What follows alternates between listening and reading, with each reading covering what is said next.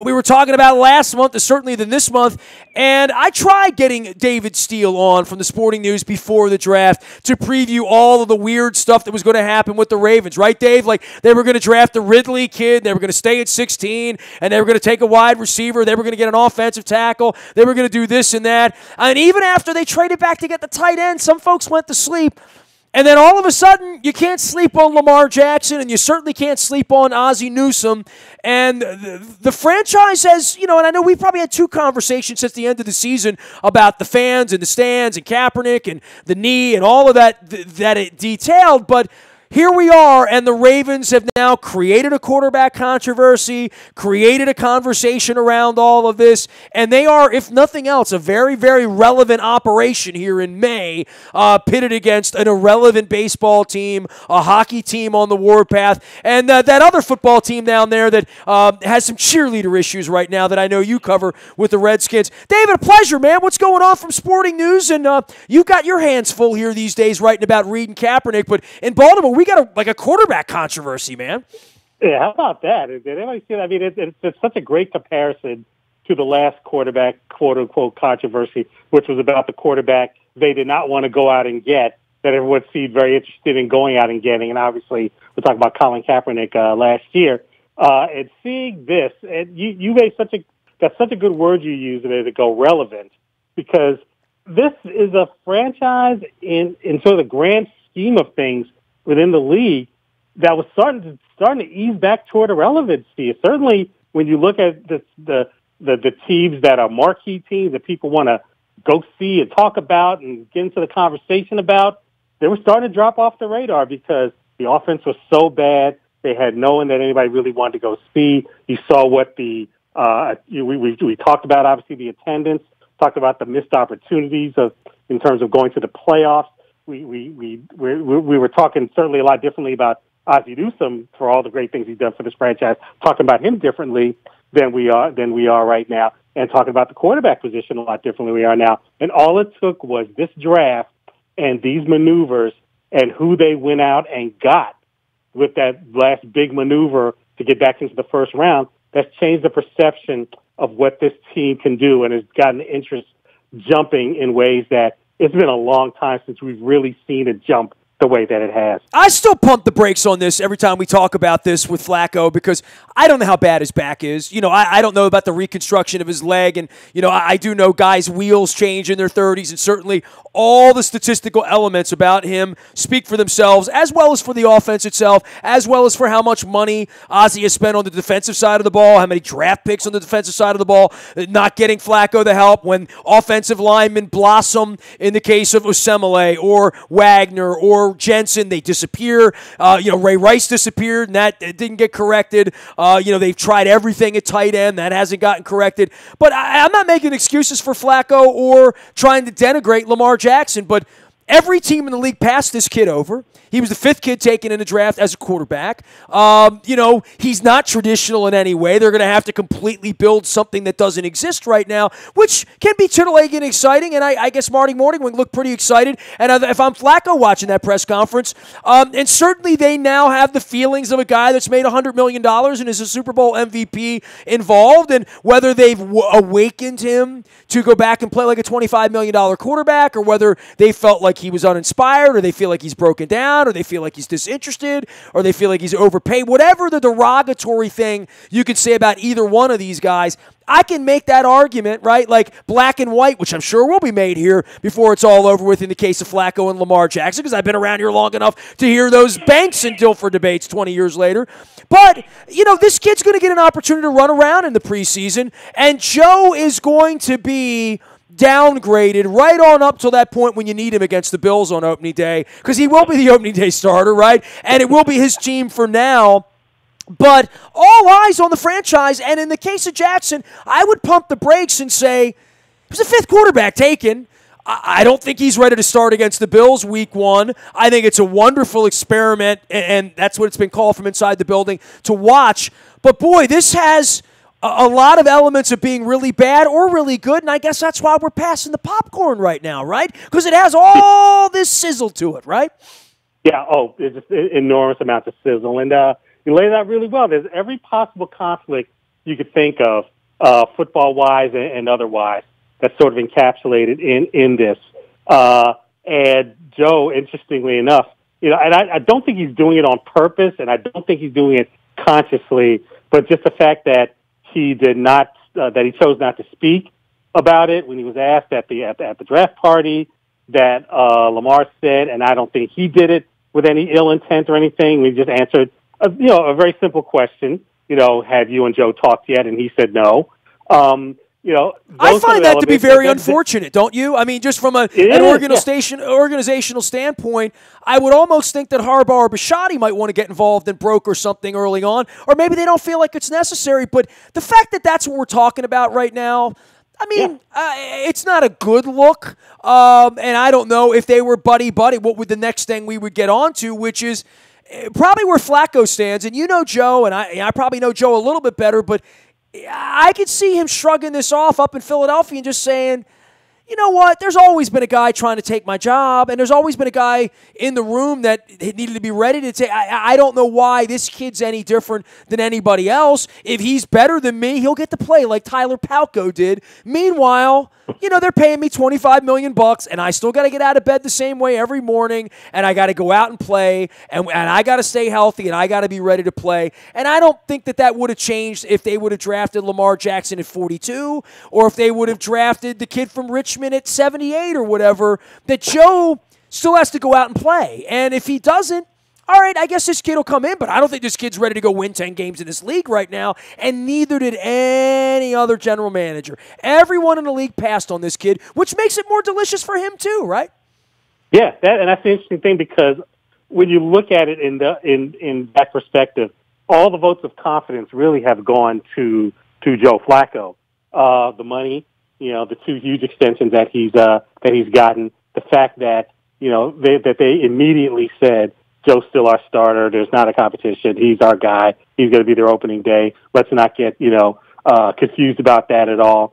The fact that they have done everything to keep him out front and in the job through the injuries, have supported him all the way through that, have not gotten anybody out there who's really truly threatened him, and that really was a big part. It wasn't the whole thing, obviously, with just the way that they handled the whole Kaepernick thing last year, but they certainly made sure that there was not somebody there who would be part of a conversation about he can jump in and replace Flacco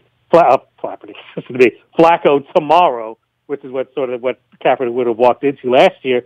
And I think people are pretty certain, as much as they're gushing about Lamar Jackson, they know that it's hard no matter who you are, where you're drafted, how much hype you got, whatever scouts said during the whole build-up and breakdown process, that it's hard to walk in on day one and take it and be a starter, and certainly take it away from a guy with a track record like Joe Flacco. So yeah, I mean, it's a nice conversation, but it's not the reality of where this kid is, right? I mean, and this would be a different story if they would have traded into the top 8 and taken Rosen, or they would have fallen in love with Darnold, or they would have been bad enough. But it feels to me, from a Bisciotti standpoint, is, well, if the kid can't play, at least we sell some hype for a year or 2 or 3, same as we did with Perryman, same as we did with Elam, same as we do with every Messiah that comes along in April that somehow touches the ball, right? Like Ronnie Stanley's not going to save your franchise, or Ben Grubbs, but anytime it's Barkley now in New York, he's going to save the franchise. And I don't know, man, that's not the way football usually works, right? And the draft is the great indicator of everyone's a savior, but no one does it right away. And look, the Deshaun Watson thing was great. I think Dak Prescott was great. And I think comparing this kid to anyone who, any Bridgewater, any Kaepernick, any Russell, anybody that came in that played well, but, I don't believe Josh Darnold's going to be able to do this. I certainly don't believe in Baker Mayfield, and I would take this kid over Baker Mayfield, right?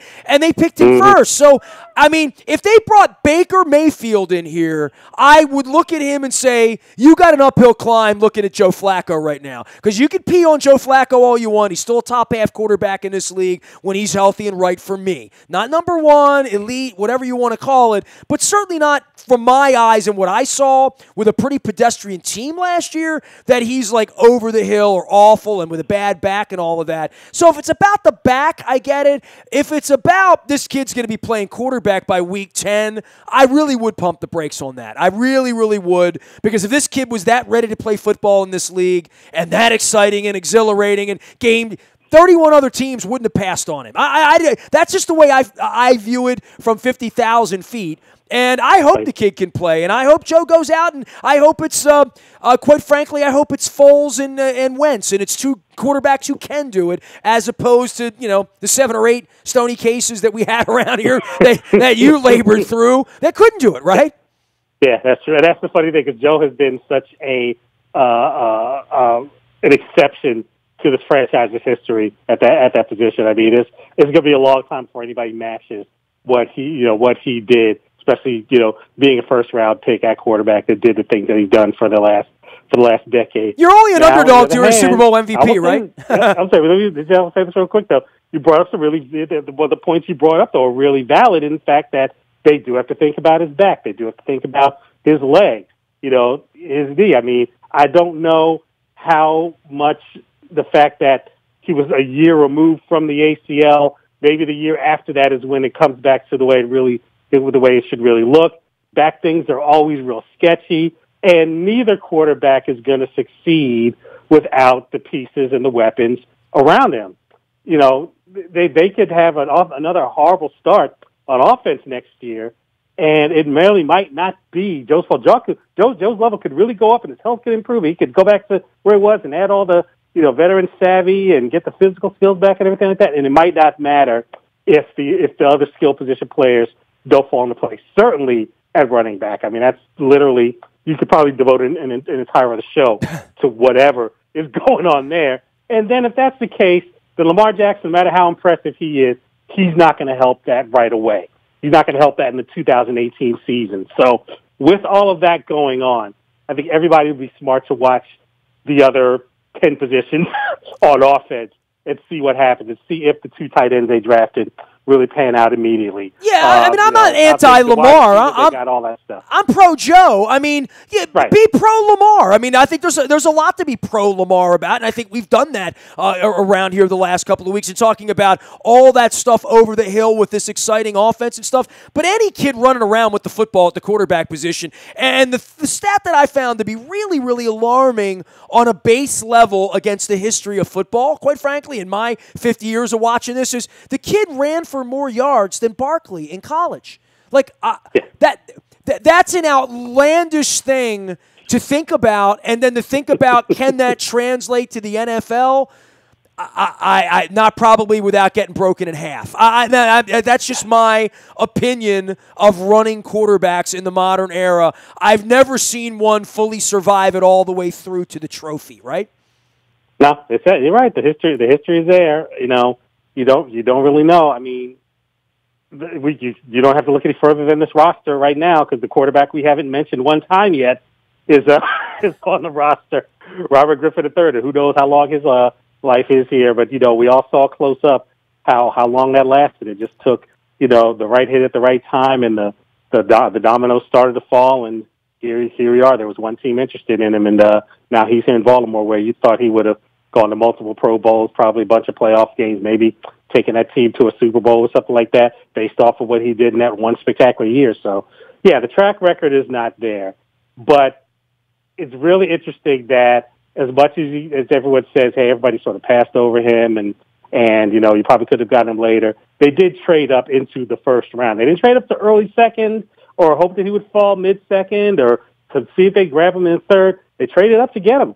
So that was a very interesting gamble that they took. No matter all the other moves, which solidified all the other positions that they needed so much help in, they still did decide we want to get a quarterback in the first round before we lose an opportunity to get him. So, for everything that we've said, they've clearly got things in their mind that they've got to think about, and whether they're questions about this season or the years down the road, which they're going to have to think about eventually anyway. But they chose to try to resolve it this year. So, it's going to be interesting watching. I mean, I know it's... It already is interesting, and they haven't done anything. I mean, he's out there running around in shorts, throwing balls to guys he's never met, and we're judging it. It's insane. Yeah. David C. Steele is here. That's David _C_Steele, just like George the Animal Steele, as I always like to point out, which is my favorite Steele until I met you, by the way. Other than Bethlehem Steele, which fed me, as a child with my dad. He's out at Sporting News and writing about all sorts of stuff. Before I move off of the Ravens in football, Lamar Jackson, and you brought Kaepernick into this, you're still writing about the Reed-Kaepernick thing. I'm just going to peel this back. I mean, you were one of the rare African-American big city sports writers and, writing columns for years and years when there were only a handful of folks doing that. So, I mean, you paved some way and all that, and obviously have written about everything along those lines in books and Ali and Tommy Smith and Silent Gesture and all that stuff. I find it alarming, not only that this guy can be president and doing the stuff like the Iran thing on Tuesday, I find it outrageous that the NFL has blackballed players in 2018. This is something that when I read Lords of the Realm and Curt Flood, when I walked through the Negro Baseball Hall of Fame in Kansas City, when I think of reasons guys get blackballed and thrown out of leagues, and that we've had rapists, axe murderers in this league. We've had double murderers in this league. Last week I found a picture of me and Ozzie Newsome and Marvin Lewis and Phil Savage together at the barn in the 1997 draft with Peter Boulware's name. And I looked behind Ozzie Newsome and I saw RAECARRUTA. The people that's been associated with this league and guys still in the league, that these guys are being blackballed.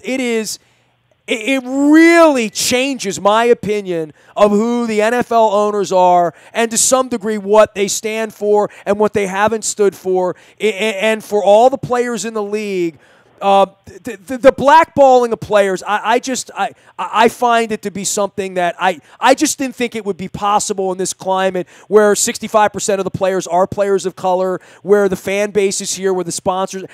I'm blown away that the country has gone in this way. That people are pointing at Kaepernick and saying, "Good, let him starve." I find that to be really, really a fascinating take on where the NFL stands in all of this. Yeah, this really seems like it's been one of those situations where people are going to look back 20, 30, 50, 100 years from now and look back at 2016, 17, 18, and who knows how much further, and say, wow, the NFL was so totally on the wrong side of history on these things, the way they looked at baseball before Jackie Robinson and just every sport that, denied people for decade after decade after decade, believing that they were on the side of good and right and satisfying the fans and standing up and doing the right things for America and following the customs of the times. And you look back and say, how could you be so evil, hard-headed, just wrong? That's where they stand right now. And what's become kind of fast, well, one of the many things that's become fascinating about this is that before this began, we're talking about literally within the last, 4 or 5 years, there was so much talk about, at least in the NFL, but also in all the other sports, but in the NFL specifically, look at how much has been done to get black coaches in. Look how much has been done to erase the stigma of black quarterbacks.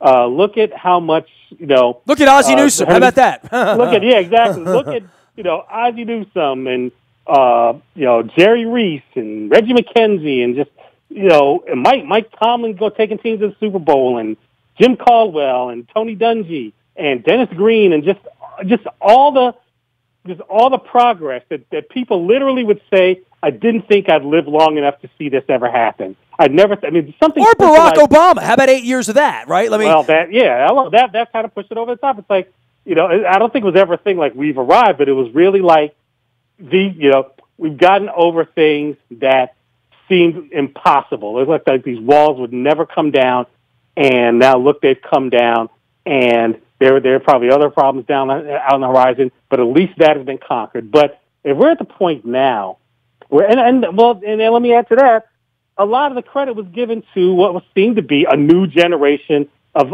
owner, that the old guard was gone and the younger owners were coming in, and there was a new breed of owner, and they thought differently, and they weren't held to this, held by the old standards and traditions and establishments that made things so bad in their old days in the 50s and 60s, and now it's the 21st century, and look at how different things are. We've evolved. Here we are. Yeah. Exactly. And here's where we are.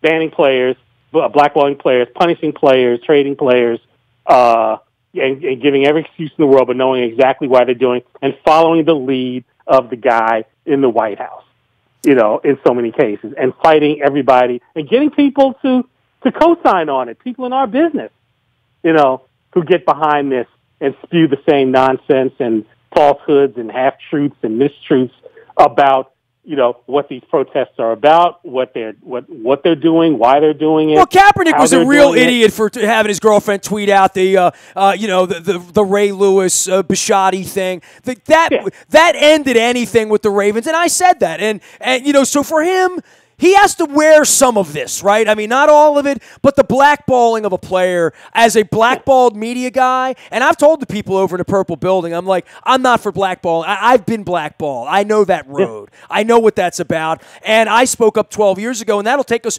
finish up on the football because I'm about to get fired up onto the baseball side of what the disgrace that's going. Well, you know where I'm going with this. I mean, I did Free the Birds. You were around for that. And this is what happens when you blackball people and you mistreat the community, and people like me are on a rampage for 2 decades talking about how horrible these people are. And here we are in the summer 2018 with the baseball team, and they've had the arc of winning, and now all of a sudden they're the Montreal Expos again, and they've fallen and they can't get up, and they're awful, and they owe this guy $130 million, and the public's going to want him hung, when the truth is the whole place just stinks to high hell, and the Major League Baseball doesn't even know what to do with it, Dave. No, they don't, and that's frustrating. And again, we talked about this so many times. I mean, this was a flagship franchise. It was a marquee franchise. It was something that other organizations modeled themselves after the way that this organization did things. But you're right. These things always, catch up to you. Karma really does. That's a real thing. You pay for, the way that you treat people. It doesn't always happen immediately, but it does happen. I mean, all those things come out in the light, and eventually they come out in the standings. They come out in, throughout the depths of the organization. They come out through the entire front office. They come through the way that the public is treated, these fans. I mean, we had this conversation, like when I first got to town, and you were just starting this station. We're talking about how unfathomable it seemed that any team would ever surpass the Orioles in, the love of this fan of this fan. Well, it was all reawakened this week, right? With that 15-minute piece. The Ravens were. There's no way the Ravens could catch up to that. Yeah, the Fantastic Fans thing brought it all back, right? It brought back what that was. I walked into my radio station last week, and the first thing you see when you walk in my station, I have this gigantic mural of Wild Bill Hagee doing an O. Like, that's literally the first thing you see when you walk in. And, I have Palmer on the wall eating pancakes. I have Aparicio, Brooks, Davey Johnson, and Boog Powell with their gloves out in Miami at spring training, all looking young and spry. And it's all that Oriole magic and all that stuff. And I'm thinking to myself, it's much like I think about with the city, who's going to be the mayor that's Governor Schaefer? Who's going to be the person that comes in and champions things and fixes things and makes the place better? Who's going to be at the top of that pyramid? It's nobody in the Angelos family. They don't know how to fix it. They don't know what to do, and yet this is where you're really going to see the bleeding at 8-20, whatever it is. And when this Machado thing goes sideways, and Brady Anderson, who's unqualified, I mean, talk about nepotism, all the things that are going on here, because they're going to get to October, and this isn't going to be a good look at 55 and 107 or whatever this is going to be. And there's not going to be any Lamar Jackson coming back in a Manny Machado trade that's going to get everyone running out to Camden Yards in August. I promise you that. Yeah, no, there's not, and that's a big part of the problem. And God, just talking about Manny, it just gives you a headache. It just makes your heart hurt, and just another one of those guys who should never leave this town, who should retire an Oriole, who they should build a statue to or build a monument to, and you know how this is going to end already. And it's really funny because there's still people who talk. I'm sorry, they talk to you. They talk to me. Anybody who has a connection to Baltimore talks to people and talks about the ballpark. And if they haven't gone, I say, what's it really like coming out there? It's like, oh, you come out there and you see the statues and you see the facade and the monuments and just the style and the grandeur of the park and the history. And you go inside and there's like, 8,000 fans at the game and they're losing 12-0 and they're on their 7th pitcher of the day and they're another game behind in the East and looking at teams that were chasing them just a few years ago. And you can sit there and look and see which players are going to be gone by the end of the year. And it's just, it's doubly infuriating because they were good a couple of years ago. Well, it's sad, it's ugly. I always felt the place was creepy. I always felt that family and the people around there gave me the creeps. After, in the warehouse, always suspect, always, we're always out to get you. All of that, us against them, that always existed here. And now, the fans get an idea how creepy it is when they walk in there and there's cobwebs and there's nobody there. There's no there. There's no business there. There's no industry there. There's no pride there. And now whatever was good, Adam Jones, Machado, Buck, that's now going to be tarnished and gone, right over the little molehill here. We can all see it, and the season's over, and there's no feeling that they're going to do anything that's really going to make it better 2 or 3 years from now, including the draft they have coming up. I mean, the Ravens are, again, part of the reason this Lamar, Flacco thing is going to hold on because there's no baseball to hold on. I mean, and meanwhile, the Caps are going to win the Stanley Cup, and, we're going to have, global flooding, and the world's going to end sometime around June 9th, I think, right? There we go. Dogs and cats living together and raining from the sky and all that. I've seen the apocalypse. It happens the minute Barry Trotz hands me the Stanley Cup. That's the end. Hey, man, love you. Appreciate you, David _C_Steele. We'll send everybody out the Sporting News. I know you're working on some of the Reed Kaepernick stuff, but also you're going down to talk to the Redskins people, which is I'll save that punchline for later because there's nothing funny about, cheerleaders who are making $25 a week getting mistreated, quite frankly. I can't make light of that, but I consider the source and the guy who once on a first-hand account dumped ice cream all over Mike Nolan's desk. I don't know what to say about that creep. Speaking about giving me the creeps, you've been to Redskins Park. You know what I'm talking about when they pull the shades down. Well, know it too well. It's a shame and it's a disgrace, and they find another way to just drag their own name through the mud and taint their own. That's it. And speaking of that, because we sort of touched on this a little bit earlier, I had this opportunity, around the Super Bowl to talk to Doug Williams, 30th anniversary of him winning the Super Bowl, an incredible moment on so many levels. He's moving up the management chain, not just with the team, but with the league, another, important African-American face and voice in management with the team, running a draft, putting himself in position to do these kind of things. And tainting all of that, overshadowing all of that, in the middle of what could be a pretty positive on-the-field off-season for that team, is this stuff. It's like they can't get out of their own way. It's another franchise at the other end of the parkway that cannot get out of its own way and cannot overcome the ineptitude that flows straight from the top, and it's just going to end up ruining lives and reputations along the way, and it's just absolutely infuriating. Bad people, get whatever that comeuppance, even if they're billionaires and have been stealing Russian mob money. But that's another story all later on that we'll tackle that later because we all know that's a witch hunt. Hey, Dave, always good to have you on and bring some good fake news onto my programming here at WNST. Always a pleasure, man. I hope we get to, a ball game. We will get to a ball game. I'm taking my wife to the All-Star game because I promised her that. And, Mr. Angelos was nice enough to at least let D.C. have it 38 miles away. So if I want to go to the All-Star Fan Fest, I got to go to D.C. this summer. But I am going to do that. So I will be down in D.C. Maybe we'll rub elbows or something there or at the next Lamar Jackson press conference or something. How about that? Absolutely. We'll make sure we do that. David _C_Steele. He's out at Sporting News. And don't forget to check out Silent Gesture with Tommy Smith as well.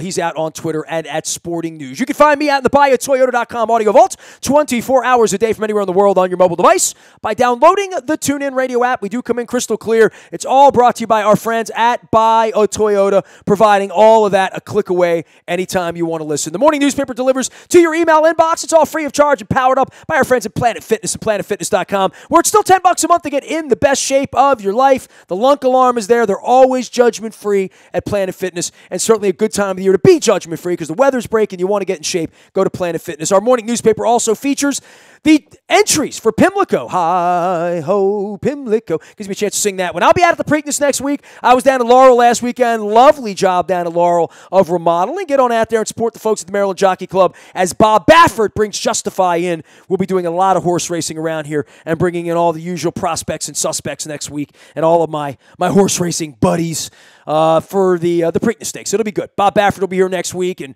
Marty McGee, and Lafitte Pinkai, and Randy Moss, and Donna Edwards, and all the usual people. So tune in, turn it up, get out to the Preakness next week. I am Nestor. Nasty at WNST.net reaches me. I'm on Facebook, Twitter, LinkedIn, Snapchat, Instagram, and streaming live on our Facebook as well as our YouTube WNSTV channel. The old schoolers would say, I'm a very available individual.